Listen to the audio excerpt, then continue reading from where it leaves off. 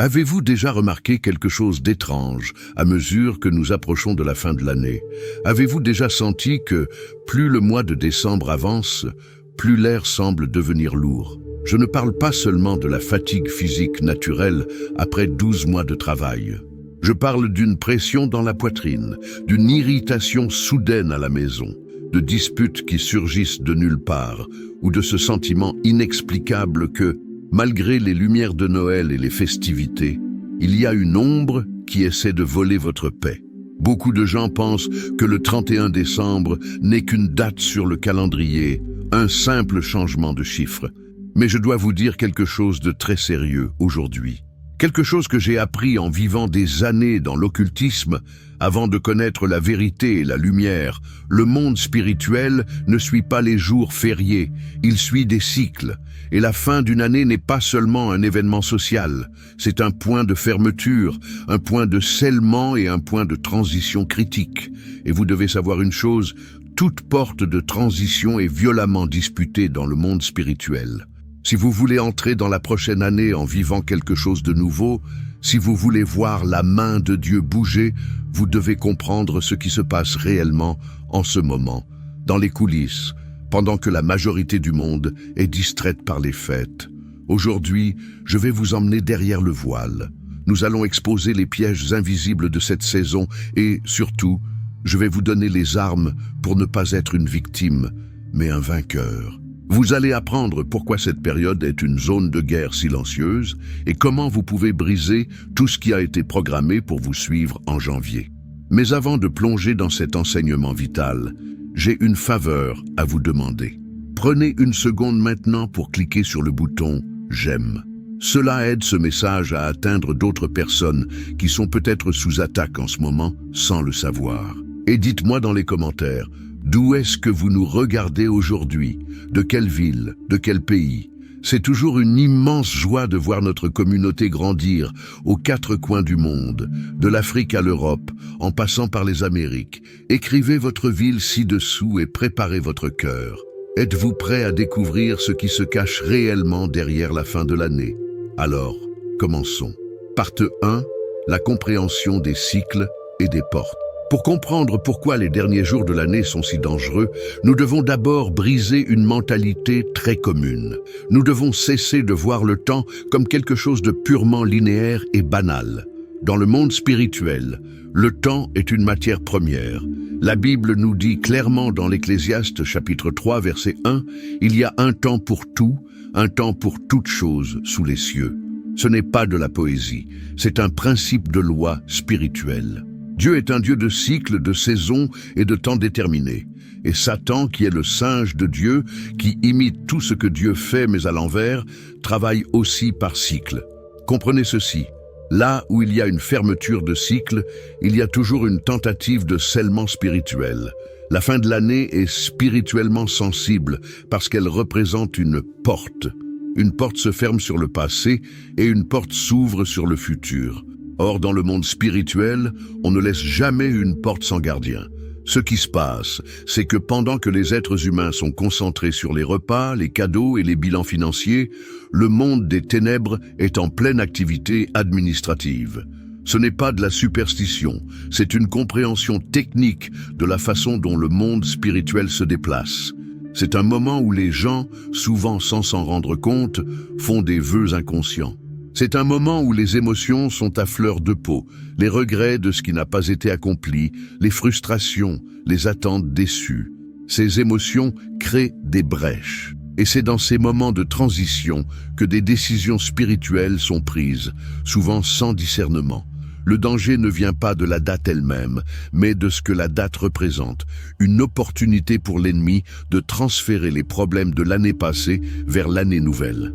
Si vous ne comprenez pas que vous êtes devant une porte spirituelle, vous risquez de laisser entrer n'importe qui ou n'importe quoi avec vous dans votre nouvelle saison.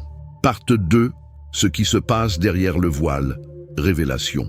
Laissez-moi vous emmener plus profondément. Quand je servais les ténèbres, avant d'être délivré, je savais, et tous ceux qui pratiquent la sorcellerie le savent, que la fin de l'année est une période de haute activité stratégique. Il y a un mythe, une illusion qui dit que tout est calme, que c'est le temps des trêves. C'est un mensonge absolu. En réalité, le silence spirituel que beaucoup ressentent en fin d'année est un faux silence. C'est le silence de l'embuscade.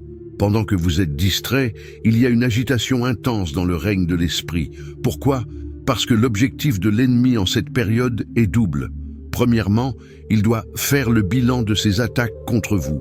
Deuxièmement, il doit s'assurer que vous ne vous échappiez pas de sa juridiction l'année prochaine. La Bible nous avertit dans 1 Pierre 5,8 que votre adversaire, le diable, rôde comme un lion rugissant, cherchant qui il dévorera. Il ne prend pas de vacances en décembre. Au contraire, c'est dans les derniers jours de l'année que l'on voit une tentative massive de clôturer l'année avec des tragédies. Avez-vous remarqué comment les nouvelles sont souvent remplies de drames bizarres, d'accidents, de pertes soudaines, de maladies fulgurantes juste avant le nouvel an? Ce n'est pas un hasard. C'est une tentative de marquer le territoire par le sang ou par la douleur. L'ennemi essaie de sceller votre année avec des maladies, des pertes financières, des querelles familiales violentes, une oppression mentale lourde ou des rêves perturbateurs. Pourquoi? Parce qu'il veut que votre dernière mémoire de l'année soit une mémoire de défaite. Il veut que vous entriez dans le nouveau cycle avec le goût de l'amertume dans la bouche. Et voici un point crucial que vous devez saisir pour ne pas avoir peur, mais pour avoir de l'assurance. Personne n'attaque ce qui ne représente pas une menace. Si vous sentez que l'atmosphère devient lourde autour de vous, si vous sentez que les choses se compliquent alors qu'elles devraient se calmer, c'est la preuve qu'il y a quelque chose de grand qui vous attend de l'autre côté de la porte. S'il y a une attaque, c'est qu'il y a quelque chose à empêcher. Le voleur ne vient pas dans une maison vide. Partie 3. La stratégie des ténèbres. Les ancrages. Je vais être plus précis, sans sensationnalisme, mais avec une clarté nécessaire. Que font réellement les sorciers et les agents des ténèbres dans ces derniers jours? Leur objectif principal n'est pas nécessairement de créer quelque chose de nouveau, c'est de renouveler les baux. C'est de s'assurer que les malédictions qui opéraient dans votre vie en 2024 ou l'année en cours continuent de fonctionner en 2025. Dans le monde occulte, on utilise ce qu'on appelle des points d'ancrage. Les travaux anciens, ceux qui semblaient avoir perdu de leur force au cours de l'année, sont réactivés. Ils sont nourris spirituellement.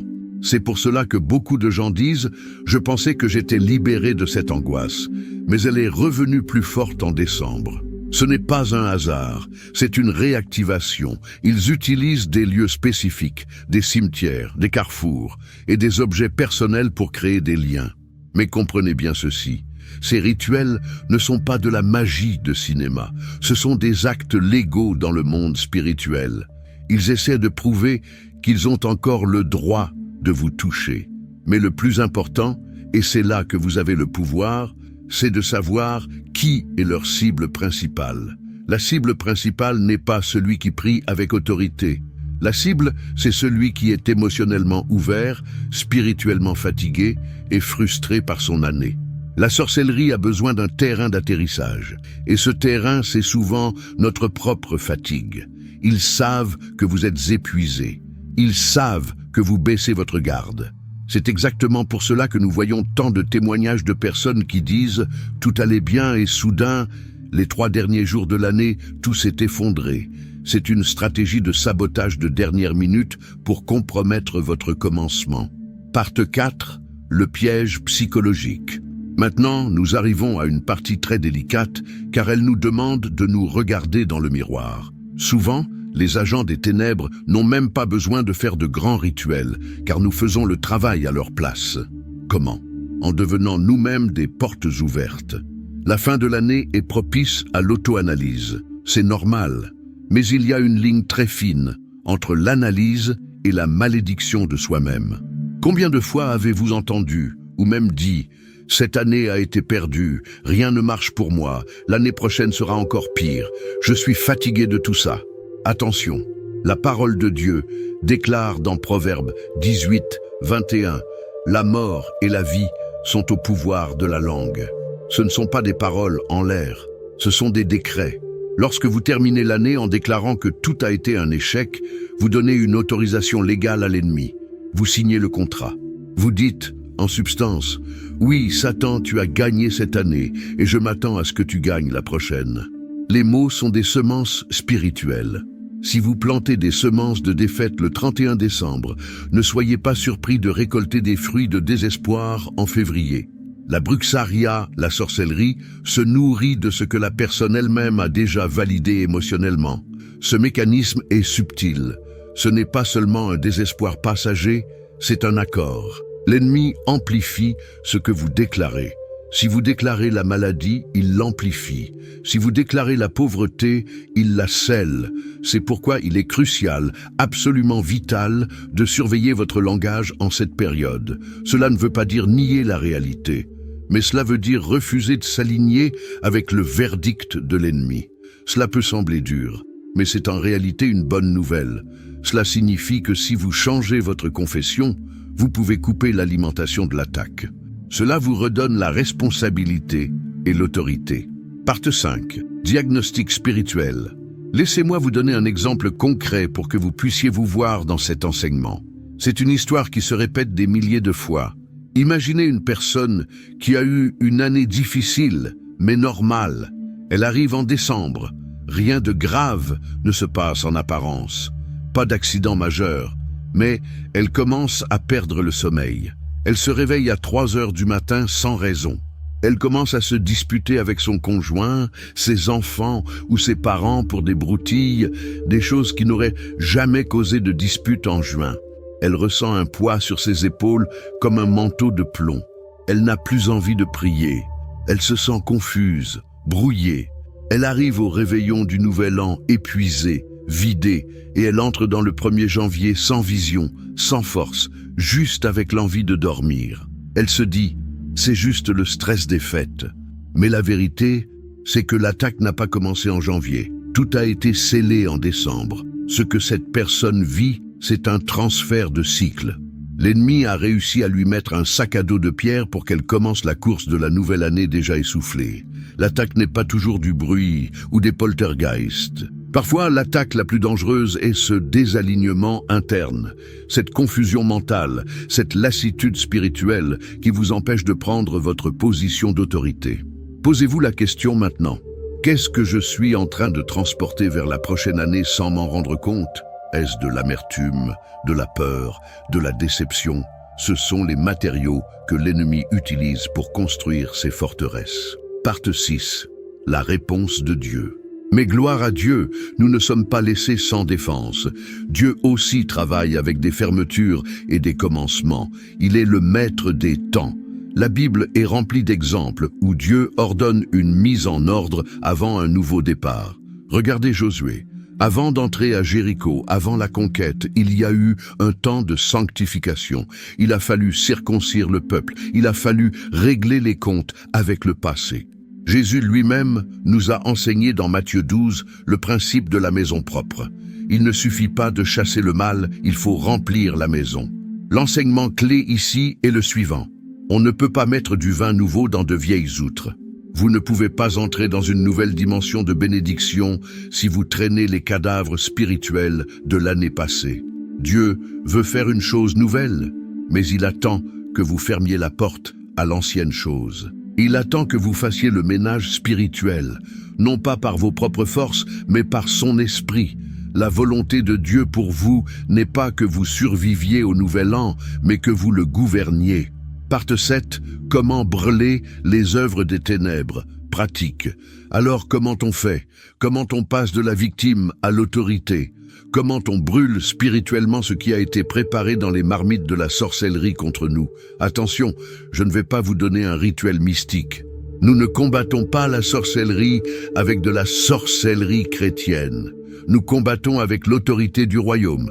Voici les étapes pratiques que vous devez appliquer dans ces derniers jours. Premièrement, la renonciation verbale consciente. Ce n'est pas une prière silencieuse dans votre tête. Vous devez parler. L'autorité s'exerce par la voix. Vous devez dire fermement « Je renonce à la tristesse. Je renonce à l'échec de cette année. Je refuse de porter ce bagage. » Ce n'est pas émotionnel, c'est juridique. Deuxièmement, la rupture de l'accord.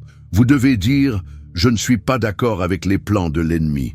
Quand une pensée de peur vient vous dire « L'année prochaine, tu vas tomber malade », vous devez répondre immédiatement « Je ne suis pas d'accord. Par les meurtrissures de Jésus, je suis guéri ». C'est une guerre de paroles. Troisièmement, la fermeture des portes. Il faut fermer les portes des rancunes.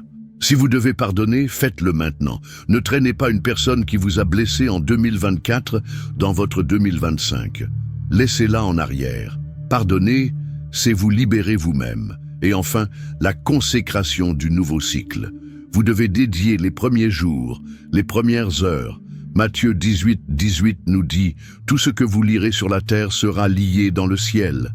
Vous avez le pouvoir de lier les actions du malin et de délier les bénédictions de Dieu. Partie 8. Restauration et préparation pour le futur. Nous arrivons à la fin de cet enseignement, mais au début de votre victoire. Comprenez que la protection divine n'est pas basée sur la peur, mais sur le positionnement. Utilisez ces derniers jours, non pas pour courir dans tous les sens, mais pour un alignement spirituel. Prenez des moments de silence stratégiques. Moins vous parlez de vos projets aux gens, mieux c'est. Plus vous parlez à Dieu, plus vous serez fort. Ne rentrez pas dans la nouvelle année en réagissant aux événements. Entrez en gouvernant. Décidez maintenant quel genre d'année vous allez avoir. Proclamez-le. Rappelez-vous cette phrase. Ce qui n'est pas résolu dans l'esprit tentera toujours de réapparaître dans le monde naturel. Si vous réglez le problème maintenant dans la prière, vous n'aurez pas à le subir dans la matière l'année prochaine. Les derniers jours de l'année ne sont dangereux que pour ceux qui sont ignorants. Pour vous, qui comprenez maintenant les mécanismes, ils sont une opportunité de nettoyage et de promotion. Maintenant, je veux que nous scellions tout cela. Je veux prier pour vous et avec vous. C'est le moment le plus important de cette vidéo. Où que vous soyez, si vous le pouvez, fermez les yeux ou levez une main en signe de réception. Nous allons faire une action de restauration destructrice contre les œuvres de l'ennemi. Répétez ces paroles avec moi, ou faites les vôtres dans votre esprit, avec foi et détermination. Père céleste, au nom puissant de Jésus-Christ, je me présente devant toi en cette fin de cycle. Je te remercie pour la révélation de ta parole qui éclaire mes ténèbres. Seigneur, en ce moment précis, je me lève avec l'autorité que tu m'as donnée. Je déclare que la fin de cette année ne sera pas ma fin, mais mon tremplin. Je brise, je détruis et j'annule maintenant tout décret maléfique signé contre moi, contre ma maison et contre ma famille, dans les lieux secrets. Je coupe tout lien avec les échecs du passé. Je renonce à toute parole de malédiction que j'ai pu prononcer dans ma frustration. Que le sang de Jésus lave ma mémoire, lave ma conscience et lave mon avenir. Je déclare que tout autel de sorcellerie qui réclame mon nom en cette fin d'année est renversé par le feu du Saint-Esprit. Je refuse de transporter la maladie dans la nouvelle année. Je refuse de transporter la dette, la honte et la confusion. Je ferme la porte à l'ennemi et j'ouvre grande la porte au roi de gloire. Seigneur, scelle ma maison avec ta paix. Je consacre mon temps, mes projets et ma vie à ta volonté parfaite. Je déclare que je suis libre, que je suis fort et que l'année qui vient sera une année de restitution et de victoire totale. Au nom de Jésus, Amen. Amen. Si vous avez fait cette prière avec foi, quelque chose vient de se briser dans l'atmosphère. Le poids est parti. Maintenant, j'ai besoin de voir votre foi en action. Je veux entendre votre voix, car votre voix a de la puissance. Écrivez dans les commentaires une phrase de victoire, comme un cri de guerre pour votre nouvelle année. Écrivez quelque chose comme « Je ferme la porte au passé et je déclare ma victoire pour le nouveau cycle » ou « Mon année sera couronnée de gloire au nom de Jésus ». Imposez-vous dans le monde spirituel par votre déclaration écrite. Et lisez les commentaires des autres. Si vous voyez quelqu'un qui semble avoir besoin de soutien, répondez-lui. Soyez une lumière, partagez un témoignage, semez une parole d'encouragement. Nous sommes une armée, et une armée avance ensemble. Si ce message vous a fortifié, assurez-vous d'être abonné à la chaîne pour recevoir ce contenu quotidiennement. Ne manquez pas nos prochains enseignements, car nous allons monter en puissance. et partagez cette vidéo. Envoyez-la à votre famille, à vos groupes WhatsApp. Il y a quelqu'un, quelque part, qui est désespéré en cette fin d'année et qui a besoin d'entendre exactement ça pour se relever. Soyez l'instrument de Dieu pour eux. Ne laissez pas la peur revenir. Restez ferme. Vous avez l'autorité. Je vous aime dans le Seigneur. Soyez bénis, soyez vigilants. Et on se retrouve très bientôt pour notre prochaine rencontre. Paix et victoire sur vous.